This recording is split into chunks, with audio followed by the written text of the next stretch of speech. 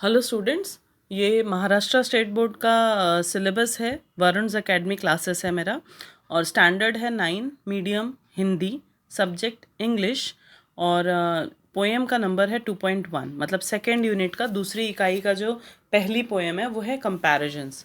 Comparison यानी क्या होता है? कंपैरिजन का मतलब होता है तुलना करना। ठीक है, तो ये हिंदी मीडियम की इंग्लिश है, 9 स्टैंडर्ड की पोएम है कंपैरिजन्स। इसमें बहुत अलग अलग चीज़ों से कंपेयर करके, मतलब इस पूरी पोएम में आपको काफ़ी सारे ऑपोजिट वर्ड्स मिलेंगे, यानी विरुद्धार्थी शब्द मिलेंगे, और इसके अलावा छोटे छोटे एग्जाम्पल दे के भी हमको काफ़ी सारी चीज़ें समझाने की कोशिश की गई है।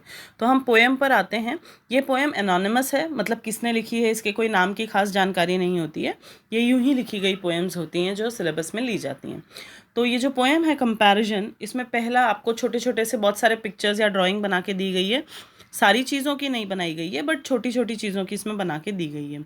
अब हम पोएम पढ़ना शुरू करते हैं। Fast as a spaceship, slow as a snail. Fast और स्लो आ गए ऑपोजिट वर्ड्स, यानी विरुद्धार्थी शब्द आ गए। स्पेसशिप आप जानते हैं, अंतरिक्षयान जिसे हम कहते हैं।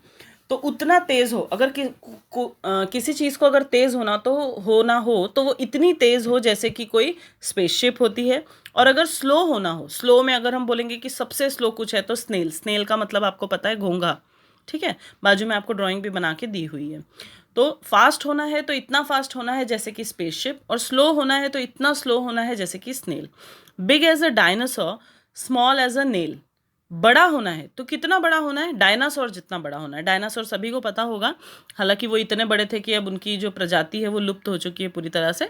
तो big as a dinosaur, small as a nail. Nail का मतलब होता है कील, खीला, जो हम दीवार में खीला लगाते हैं, उस तरह से आप समझ लीजिए।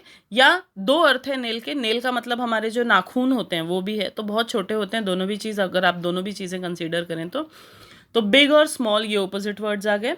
Big as a dinosaur, small as a nail. Fierce as a tiger, gentle as a lamb. Fierce यानी डरावना, भयावह जिसे हम कहते हैं। और जेंटल, जेंटल का मतलब होता है नाजुक या बहुत ही सिंपल जिसे हम कहते हैं, जिससे बिल्कुल भी हमें डर ना लगे। तो अगर डरावना बनना है तो टाइगर जितना डरावना बनना है, और अगर जेंटल यानी विनम्र, सॉफ्ट ऐसा बनना है तो किसके जैसा? लैम्ब। लैम्ब का मतलब क्या होता है? शीप का जो बच्चा होता है, यानी भेड़ का जो बच्चा होता है उसे लैम्ब कहते हैं। ठीक है, अगला हम देख रहे हैं gentle as a lamb. Sour as a lemon, sweet as a jam. तो सार अगर होना है, सार का मतलब होता है खट्टा। ठीक है, तो सार अगर होना है यानी खट्टा होना है, तो किस हद तक खट्टा होना है? हमें हमें नींबू की तरह खट्टा होना है। ठीक है, and sweet as a jam. Jam तो आपको पता है हम ब्रेड पर लगा कर देखिए खाते हैं, वो जैम की बात हो रही है। तो सार और स्वीट ये भी ऑपोजिट वर्ड की तरह ही हैं, समझ लीजिए। सार मतलब खट्टा, स्वीट मतलब मीठा। तो खट्टा होना है तो कितना खट्टा होना है? नींबू की तरह। और मीठा होना है तो कितना मीठा होना है? जैम की तरह। Dry as the desert, wet as the sea. Dry, dry का मतलब होता है शुष्क यानी सूखा। अगर सूखा होना है या शुष्क होना है तो कितना सूखा होना है? जैसे कि डेजर्ट, डेजर्ट का मतलब होता है मरुस्थल या रेगिस्तान। रेगिस्तान में आप देखेंगे कहीं भी पानी की बूंद जल्दी नजर नहीं आती, वहां पर पूरी तरह से एकदम शुष्क वातावरण होता है, पूरी तरह से एकदम सूखा हुआ माहौल होता है। तो ड्राई होना है तो कैसा होना है? डेजर्ट की तरह। और वेट, वेट का मतलब होता है गीला। गीला होना है तो कैसे? सी की तरह। सी मतलब समुद्र। तो ड्राई और वेट ये भी ऑपोजिट वर्ड्स हैं। Square as a house, round as a pea. Square, square का मतलब है यहाँ पे वर्गाकार। जो वर्ग होता है ना, हम मैथ्स में देखो वर्ग बनाते हैं, तो ये वर्गाकार है, घर की तरह। वर्गाकार किस तरह होना है? जैसे घर कैसे वर्गाकार होते हैं, घरों का आकार कैसे वर्ग के आकार का होता है, बिल्कुल उसी तरह स्क्वायर होना है। और round as a pea, round का मतलब गोल। अगर हमें वृत्ताकार होना है तो किसकी तरह वृत्ताकार होना है? पी। पी का मतलब आपको पता है, जो हरी मटर के दाने आते हैं उसे हम पी कहते हैं। तो अगर आपको वर्गाकार होना है तो घर की तरह, और अगर गोलाकार होना है तो पी की तरह, यानी कि मटर के दानों की तरह। उसके बाद है cool as a cave, warm as a toast. अगर आपको कूल होना है, कूल और वार्म यहाँ पे ऑपोजिट वर्ड्स हैं। कूल का मतलब होता है क्या? ठंडा। ठीक है, शीतक जिसे हम कहते हैं। तो अगर ठंडा होना है तो किसकी तरह होना है? केव की तरह। केव यानी होता है गुफा। तो गुफा कैसी होती है? जब हम गुफा में जाकर छुप जाते हैं तो हमें पूरी तरह से एकदम ठंडा सा वातावरण महसूस होने लगता है। तो अगर ठंडा बनना है तो गुफा की तरह बनो। और वाम, वाम का मतलब होता है गर्म। तो गर्म होना है तो कैसे? जैसे टोस्ट गर्म होता है, जो खाने वाला टोस्ट होता है, जब हम ब्रेड को या बाकी चीज़ों को टोस्ट करते हैं हम कहते हैं, तो उस तरह से हमें गर्म होना है।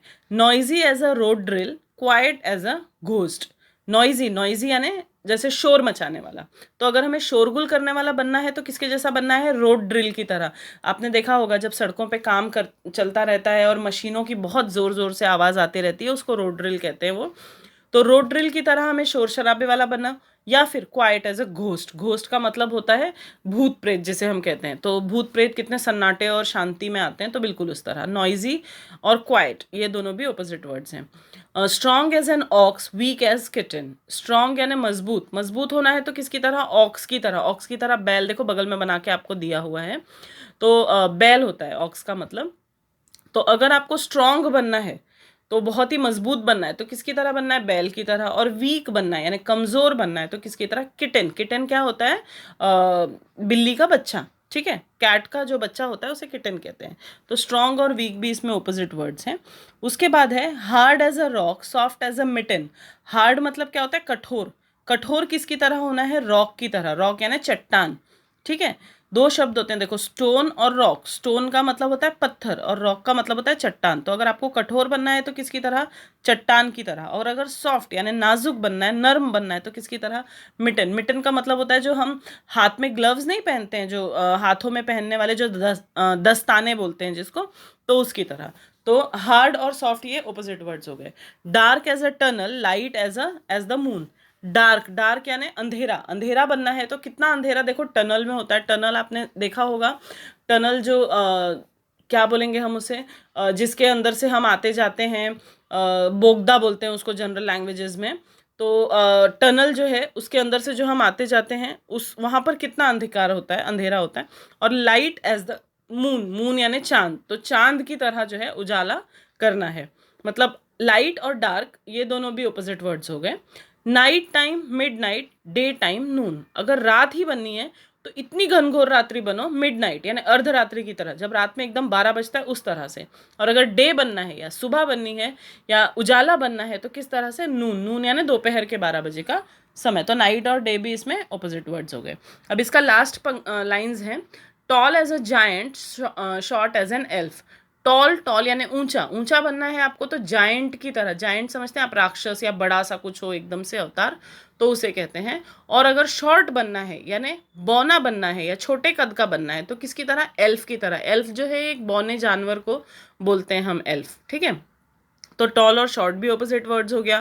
Crooked as a mountain path, straight as a shelf. अगर आपको क्रूक्ड बनना है, क्रूक्ड यानी हो गया टेढ़ा मेढ़ा, ठीक है। अगर आपको टेढ़ा मेढ़ा बनना है तो जो पहाड़ी रास्ते होते हैं वो किस तरह टेढ़े मेढ़े बनते हैं, उस तरह से टेढ़ा मेढ़ा बनना है। या फिर स्ट्रेट एज अ शेल्फ, जिस तरह से हमारे घर में कबर्ड होते हैं, कपाट होता है जिसे हम कहते हैं, या हमारे घर का कोई भी ऐसा बॉक्स होता है तो वो कैसा सीधा होता है।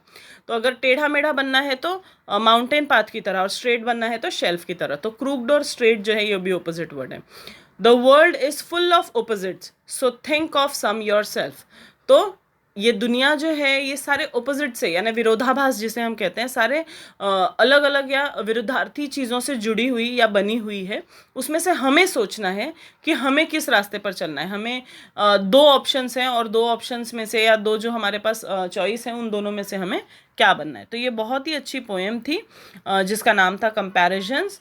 ये महाराष्ट्र बोर्ड की है, 9th स्टैंडर्ड की है, हिंदी मीडियम की पोएम है, 2.1 है, और जिसका नाम है कंपैरिजन्स। जो एनोनिमस है यानी किसने लिखा है उसके बारे में कोई जानकारी नहीं। धन्यवाद।